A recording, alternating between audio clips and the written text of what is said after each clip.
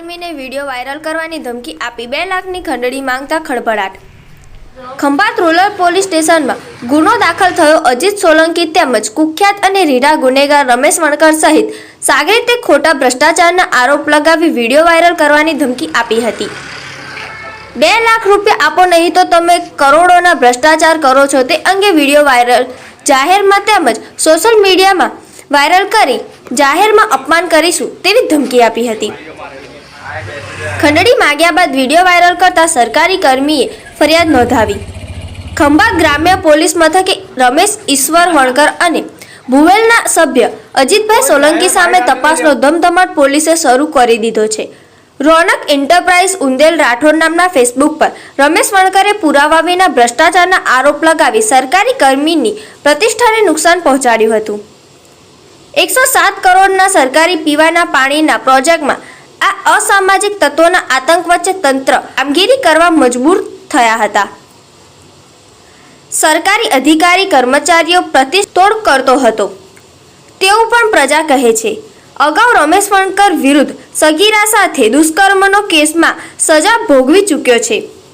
અગાઉ 32 બાઇક ચોરીમાં પણ રમેશ વણકર સંડોવાયેલ હતો. ચોરીના ગુનાઓ સહિત અન્ય ચેપ્ટર કેસો પણ જુદા જુદા પોલીસ મથકે નોંધાયા છે. એટ્રોસિટીના કેસો કરી લેખિતમાં સમાધાન કરી નાણાં પડાવતો હોવાનું પણ સ્થાનિક ગ્રામજનોમાં ચર્ચા રહ્યું છે.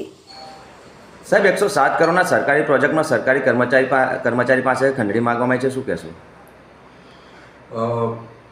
કાણીસા ગ્રામ પંચાયતના તલાટી જે છે પ્રવીણભાઈ ગિરજાશંકર શ્રીમાળી, જે અગાઉ 2023-24માં ભુવેલ ગ્રામ પંચાયતમાં તલાટી તરીકે ફરજ બજાવતા હતા, ઇન્ચાર્જ તલાટી તરીકે, એમણે ખંભાત રૂરલ પોલીસ સ્ટેશનમાં આવીને ફરિયાદ આપેલી છે કે સરકારશ્રીનું જે પાણી પુરવઠાનો જે પ્રોજેક્ટ છે જેમાંથી 33 ખંભાત તાલુકાના 33 ગામોમાં પાણી પૂરું પાડવામાં આવનાર છે.